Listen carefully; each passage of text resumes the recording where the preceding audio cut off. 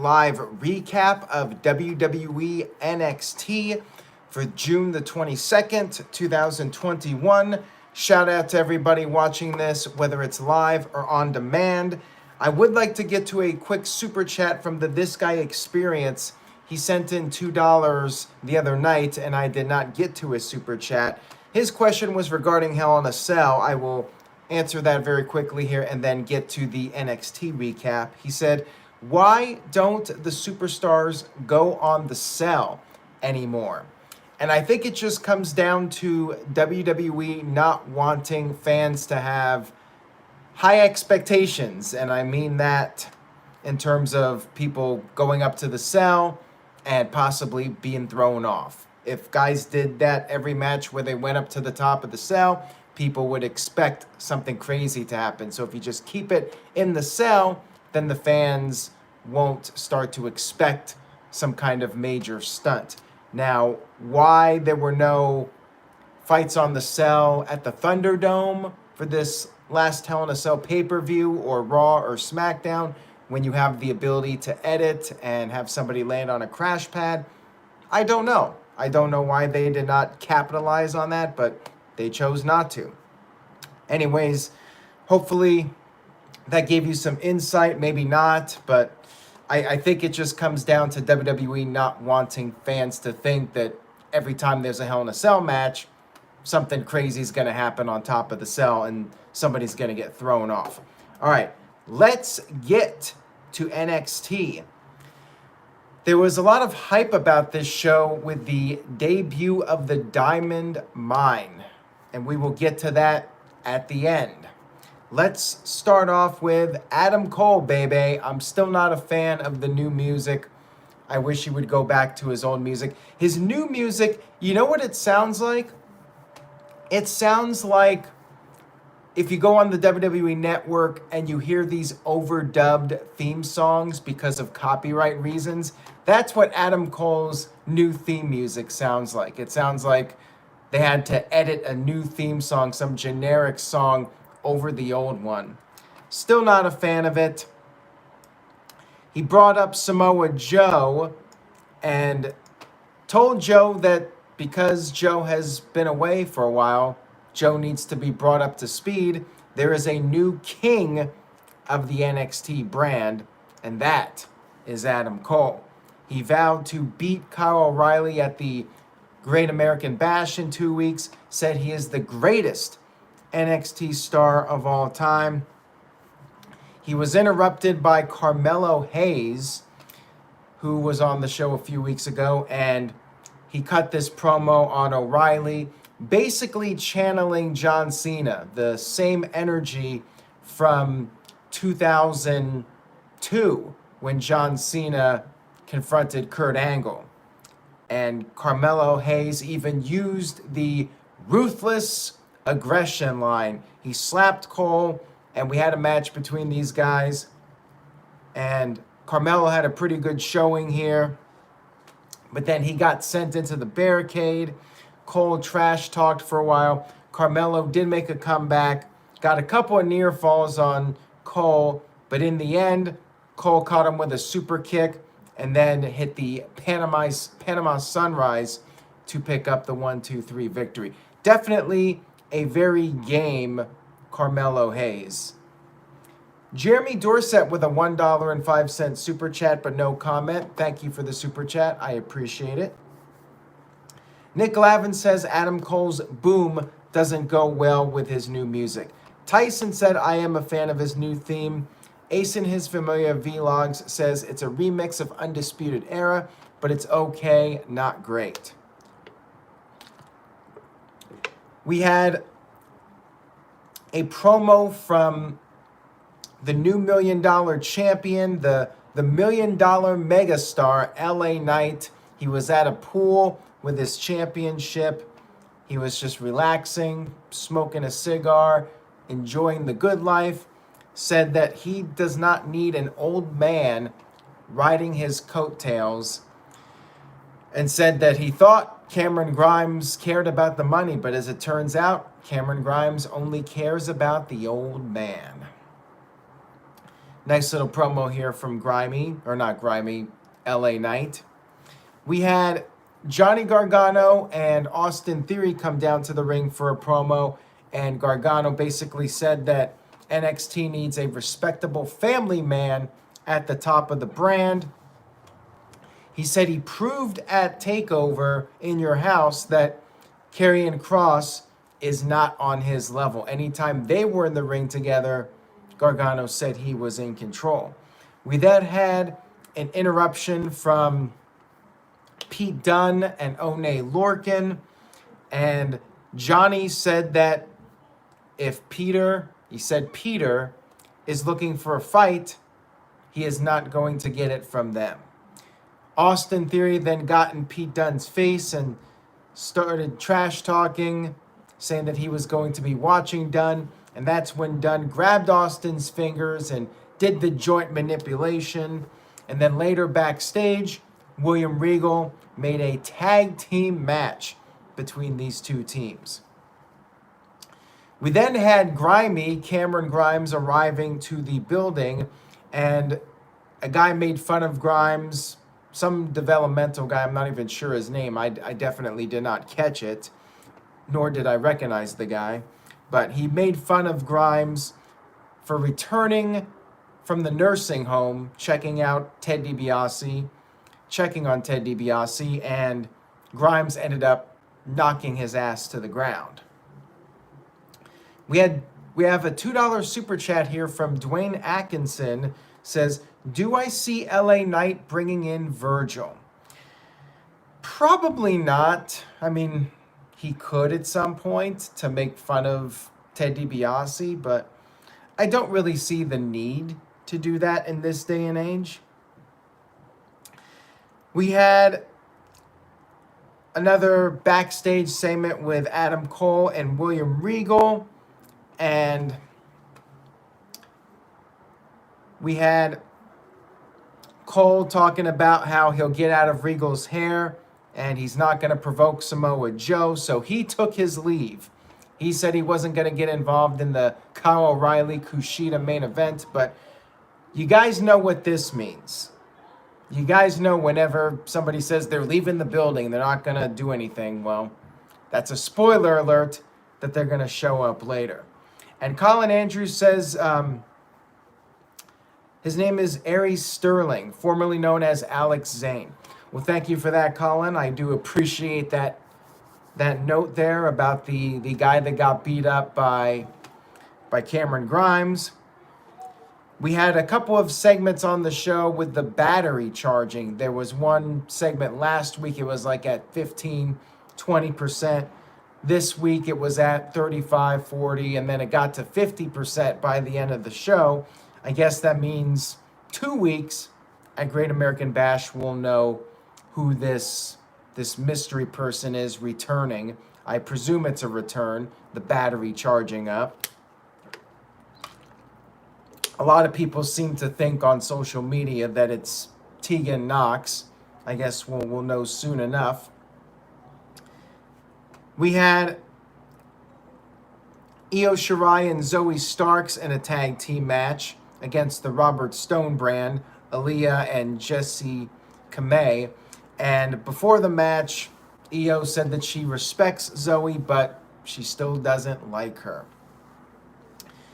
We had the tag team champions Candice LeRae and Indy Hartwell come down to the ring to watch the match. Io picked up the win for her team, and then afterwards we had Raquel Gonzalez, the women's champion, and Dakota Kai arrive, and they said that Io and Zoe will not be jumping ahead in line for the tag team titles. We also had Shotzi Blackheart and Ember Moon arrive, and they wanted to get involved in the mix, and we had a big fight breakout. Samoa Joe arrived with the security to restore law and order. And it was announced that next week, the 3 teams involved here will compete in a triple threat match with the winning team going on to the Great American Bash. We had another tag team match, Johnny Gargano and Austin Theory against Pete Dunne and Oney Lorcan. Austin Theory's fingers were bandaged up, but that did not stop Dunn from taking off the bandages and continuing to work on the fingers. They beat down Theory for a really long time. Finally, Johnny Gargano got the hot tag, cleaned house for a while. Theory got back in for a little bit, and then Gargano helped Theory, who was in a little bit of trouble. Theory got in a submission from Dunn. Gargano knocked Lorcan into Dunn, and then Gargano tagged back in. Things broke down. Gargano hit the one final beat. First, he did a running one to the outside, taking out Dunn on the floor, and then he hit one in the ring to pick up the win over Lorcan. And then after the match, Karrion Kross attacked Gargano from behind. So is Johnny Gargano a babyface now again? I'm not really sure, but looks like they're going to do a singles match with these guys. Is Johnny Gargano really going to beat Kross for the title? I mean, there's a lot of talk about Kross. He appeared on Main Event. He wrestled a Main Event match against Shelton Benjamin before Raw. Sure seems like Kross is going to be called up soon. I suppose he could show up on the main roster as champion and then drop it in a couple of months. Dwayne Atkinson with the $2 super chat. Thank you, Dwayne. Says, I thought the battery charge was the Diamond Mine, LOL. No, it's actually for somebody else. It could be Ridge Holland, too, who's been out of action for a while. Mr. Anderson thinks maybe it's Buddy Murphy. Yeah, well, I suppose it could be somebody that was released. Remember, Drake Maverick got released last year, and he was brought back. Backstage, Karrion Kross met with Samoa Joe and said he understood the new rules about not provoking Joe. And then we had another stare down between Joe and Pete Dunne, which is really interesting. 2 weeks in a row, a little stare down between these two. Ace in his familiar vlog says maybe the battery charging is Aleister Black. I don't think so. The battery charging makes me think it's somebody returning from injury. So that leaves Tegan Knox or Ridge Holland. I'm not sure who else it could be that would fit the returning from injury criteria. But anybody else out there that has a suggestion of somebody returning from an injury, let me know, and I will reference it. We had a match, an encore premiere. Frankie Monet versus Elektra Lopez. Basically a showcase match for Frankie. You got a little bit of offense in there from Lopez, but Frankie made quick work of her with the Gland Slam. People in the chat room think maybe it was Keith Lee that is behind this charging thing. I would be very surprised if it was Keith Lee. I think it's going to be Tegan Knox or Ridge Holland. Tic Tat Tat says Mia Yim. Yeah, maybe. But, yeah, I still think it's somebody returning from injury. And I don't think it's going to be Keith Lee. We had Everrise earlier in the day. There was footage of them trying to spray paint a car, an SUV, but it ended up belonging to Top Dollar, and they had to leave the scene. We had a match between Everrise and Hit Row. Hit Row made very short work of these guys. Won basically in a squash match. Dwayne Atkinson says maybe Finn Balor? Yeah, but like, if Finn Balor's going to return, just have him return as a surprise. Like, why do a battery charging thing for Finn Balor? That just seems very random if you're going to use that for Balor's return. I would just have him show up, you know? Or even announce his return. We had our main event of the evening, which was Kushida versus Cool Kyle O'Reilly. And this was pretty much what you would expect from these guys. A very Japanese-style match, hard-hitting, back and forth, lots of submission exchanges. I mean, these guys were really just beating the crap out of each other. They bonked heads at one point. and Kushida hit a suplex on the apron. Kyle almost got counted out, but Kushida got him back in the ring. And then Kushida tried to put on the hoverboard lock, but O'Reilly countered that into a pinfall and captured the victory, scored the win over Kushida. Really good match from these guys, as you would expect from them. And they showed the respect afterwards, hugging each other. But then Adam Cole showed up, surprise, surprise, even though he said he was going to get out of Regal's hair. He attacked O'Reilly, and you had Samoa Joe coming back down with the security and trying to break things up. They all went to the backstage area. And then we had the big reveal of the Diamond Mine. We had 4 guys show up, beating down Kushida, and those 4 guys, the leader, Roderick Strong, making his return to NXT after being gone for several months. And we had Tyler Rust, who's been around for the past couple of weeks, and Malcolm Bivens, who I guess will be the manager of the group. We haven't seen him for a while. And we have one of their newer guys, I'm going to butcher the name, Hideki Suzuki. I hope I got that right. But he was the 4th guy, and they stood tall. So we got a new faction in NXT. Dwayne Atkinson with a $5 super chat. Thank you, Dwayne. Says, I predicted Roderick Strong, but forgot about the other 2. And Ace in his familiar vlog says, awesome main event, and I'm glad Strong is back.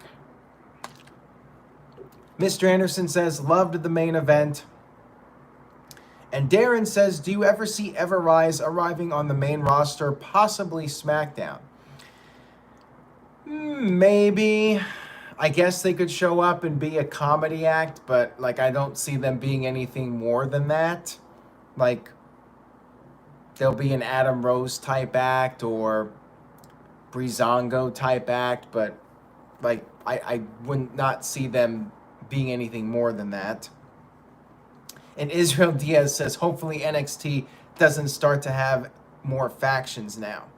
And Kurapika07 says, Strong got cheered even though he's a heel. Well, that's NXT fans for you. You know that they will just cheer whoever they want. They march to the beat of their own drum. They were very much into the main event. I felt like the crowd was a bit lackluster at times. I mean, especially during Frankie Monet's match. Like, for whatever reason, she doesn't seem to be catching on yet with the NXT faithful. But they were really into the main event, and they loved the ending with Strong making his return as the new leader of the Diamond Mine faction. So overall, NXT was a pretty decent show. Like, I was not blown away by it, but I did think the main event was really strong. And yeah, literally strong, because Strong showed up at the end, and I like the new group, you know. That was good, and the rest of the show was okay. I mean, the rest of the show was nothing special. It was just your standard NXT stuff. So I'd probably give the show a B-. And this might be unpopular, but I enjoyed Raw more than NXT. I found more entertainment out of Raw than NXT. But NXT was solid, and if you're a fan of the NXT brand, you would have liked the show. It was pretty standard. Mr. Anderson gives it an A. Israel Diaz gives it a B. CC Drink gives it a B as well. Ace in his familiar vlog says B+, close to an A show, but I liked it. Tyson with a B, and the Game is on 100 with a B-. Mike B with an A-. So clearly people do not agree with me about Raw and NXT. I would say Raw was the more entertaining show, but judging by the letter grades for this NXT and Raw, it was basically flip-flopped with people. Dwayne Atkinson with a $5 super chat. Thank you very much, Dwayne. I really do appreciate it. He says, will NXT go back to Full Sail? I'm ready for the Full Sail crowd. I have not heard of WWE having any plans to do that at this time. What I would really like to see, and I don't know if they're going to do it or not, but I'd like to see NXT go on the road for some Tuesday nights. They weren't doing it before the pandemic, and I don't think they're going to do it now, but it would be nice if NXT went to different cities and you got some different fans for the shows. I feel like they're going to stay in the Capitol Wrestling Center for a while. They have a good setup there with it, and maybe at some point they'll go back to Full Sail, but really if they leave Capitol Wrestling Center, I'm hopeful that they will maybe try to go on the road a little bit. Hell, I mean, even tape NXT if you have to. Tape a couple of shows. That way you're in different venues and you don't have to spend too much money. I mean, it doesn't really need to be a live show every week. It really doesn't. Anyways, that's my take on NXT this week. I will not be doing an NXT recap next week. I will be unavailable, but I will be back in 2 weeks for the NXT Great American Bash. So stay tuned for that. I will return to recap the Great American Bash. And I will be back later this week for the No DQ review, SmackDown, and I will be recapping Dynamite on Saturday night. I haven't done a Dynamite recap in several weeks. Make sure you tune in this weekend, and I will have some reminders as we get closer. Stay tuned to NoDQ.com for the very latest wrestling news and rumors. You can check out the video footage from the appearance of the Diamond Mine if you did not see it over at NoDQ.com. Take care, everybody. Enjoy the rest of your week, and I will see you all next time.